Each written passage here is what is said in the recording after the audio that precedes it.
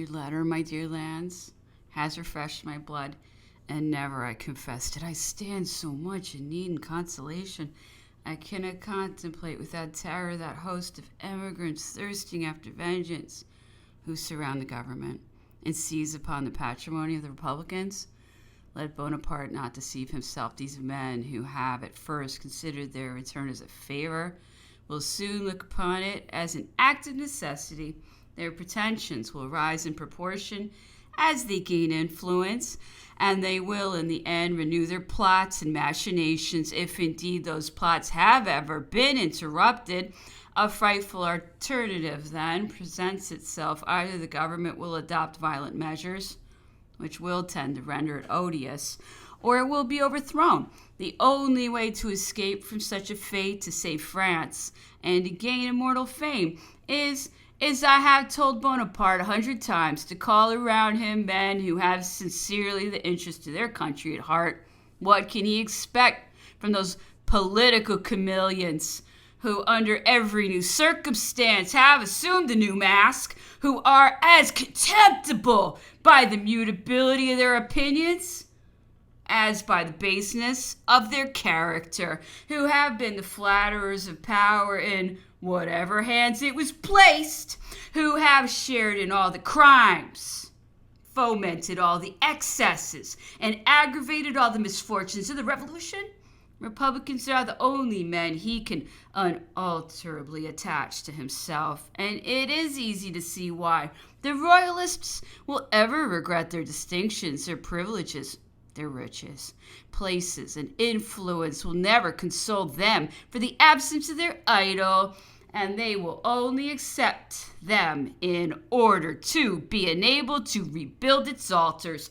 The Republicans, on the contrary, no longer consider that they possess the right to exact anything, and they will be grateful for the good done to them, and even for the evil which will not be inflicted upon them. Let no fears be entertained with respect to old demagogue dreams. They have vanished. Let talents, probity, and even fortune be required of men holding public situations. I can see no objection to it, but let nothing be exclusive. For notwithstanding the fine arguments of our metaphysicians, the first merit of a man towards government is devotedness to it. The fate of our country, my dear land, now depends on the stability of the order established, but the truth of this proposition, which for us bears the character of evidence, is not yet generally felt. Every letter I receive from the interior informs me that there exist seeds of discontent, and that mistrust and anxiety prevail to a considerable extent.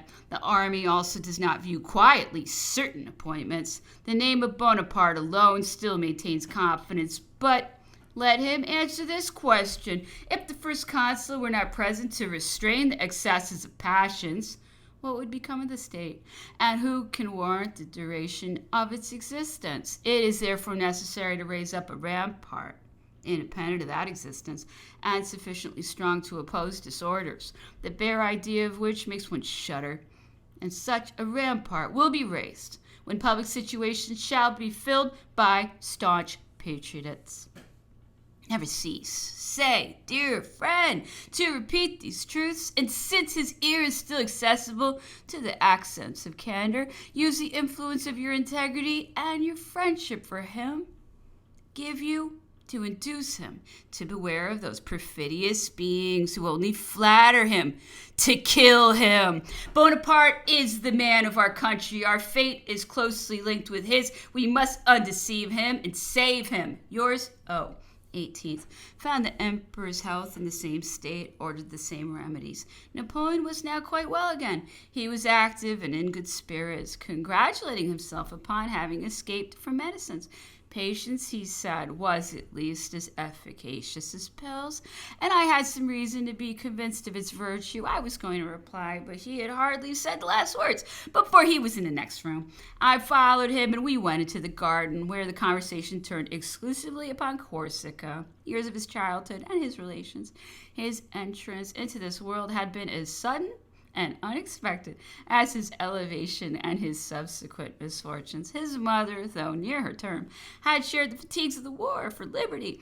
The celebration of the festival of the Assumption occurred, and she thought her strength still sufficient to allow her to be present at the solemnization of the day. She was, however, mistaken, for before she could reach the church, the pains of labor came on. She then hastily turned back, got as far as her drawing room, where she deposited me on an old carpet. I was called Napoleon, the name which for centuries past was given to the second sons of our family in order to perpetuate the remembrance of our connection with a certain Napoleon des Ursins, celebrated in the records of Italy.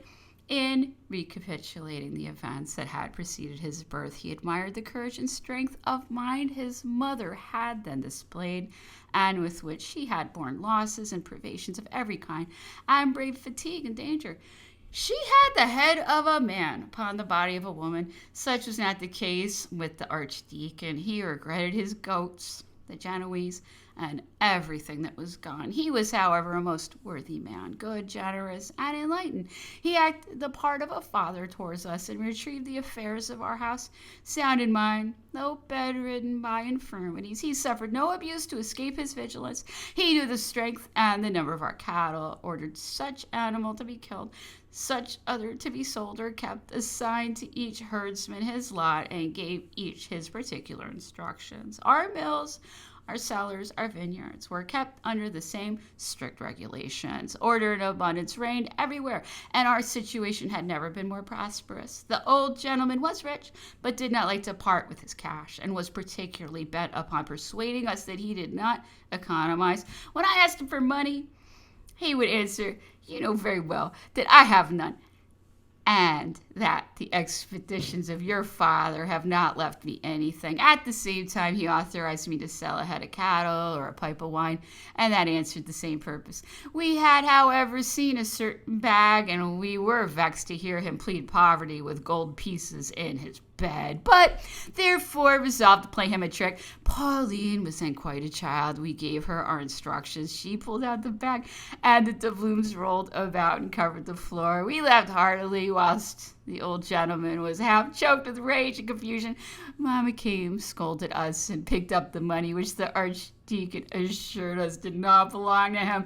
We had our own opinions upon that subject, but took care not to contradict him. Shortly after this, he was taken ill and was soon at the point of death. We were all standing round his bed and deploring the loss we were about to sustain, when Fesh, suddenly fired with a holy zeal, offered to read him the usual homilies. The dying man interrupted him, but Fesh took no notice of it and continued his pious occupation. At last the archdeacon lost all patience. "Leave me alone," said he. "I have only a few minutes to live, which I wish to devote to my family."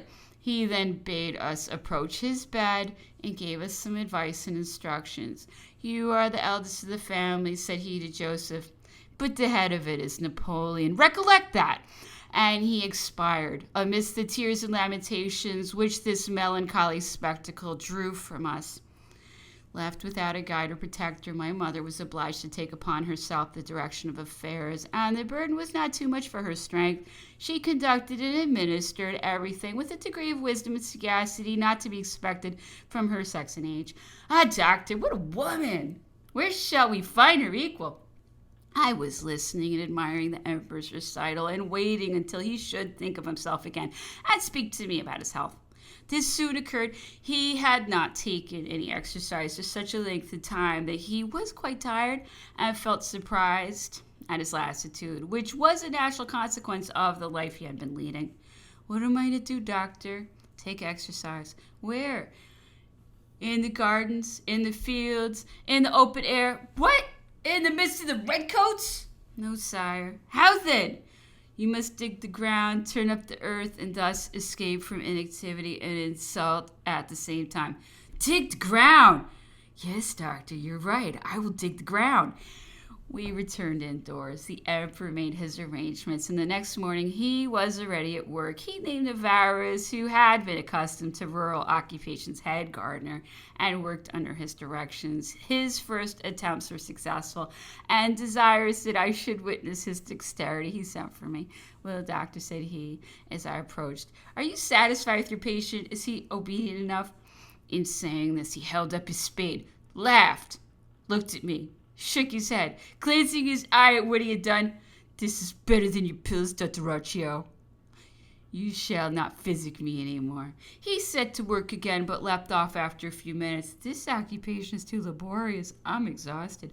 My hands conspire with my weakness. They pain me. The remainder at another time." And he threw down the spade. "You are laughing," said he. "I see the cause of your merriment. You pity my fair hands. Never mind. I will have always accustomed my body to bend to my will, and I shall bring it to do so now, and inure it to this exercise." He did so, and soon grew fond of it. He carried away the mold, caused it to be conveyed from one spot to another, and pressed all onward into his service. The ladies alone escaped from their share of the labor, though not without great difficulty and reluctance on the part of the emperor to refrain from setting them to work. He laughed at them, pressed them, entreated them, and used every art of persuasion, particularly with Madame Bertrand. He assured her that the exercise of gardening was more beneficial to health than the medicines I was continually prescribing, that, moreover, if formed part of my prescriptions, that I had ordered it. The emperor urged us, excited us, and everything around us soon assumed a different aspect. Here was an excavation, there a basin or a road. We made alleys, grottos, cascades. The appearance of the ground had now some life and diversity. We planted willows, oaks, peach trees to give a little shade round the house. Having completed the ornamental part of our labors, we turned to the useful. We divided the ground, we manured it, and sowed it with abundance of beans, peas, and every vegetable that grows in the island. The governor heard of our plantations and looked upon them with a suspicious eye. This great movement was certainly intended to mask some conspiracy, some plot. He hastened to the spot. I was taking my usual walk. He saw me, quickened his pace, and came up to me. "Is it by your advice that General Bonaparte takes this violent exercise?" I assented, and he shrugged up his shoulders, protesting that he could not conceive what we were about. "You harass yourselves in transplanting trees into soil without humidity and exposed to a burning sun. It is a labor lost. They will die. Not one will grow up." I thanked His Excellency for his kind solicitude and assured him that he entertained too unfavorable an opinion of the country under his command, that our young shoots were doing very well, and that many were already budding. Sir Hudson shook his head and withdrew. I informed the emperor of my having met the governor and of our conversation. "The wretch," said he, "envies every minute that he does not embitter. He wishes my death. He calls for that moment. It comes too slowly to satisfy his impatience. But let it be comforted. This horrible climate is charged with the execution of the crime, and it will fulfill its trust sooner than he expects."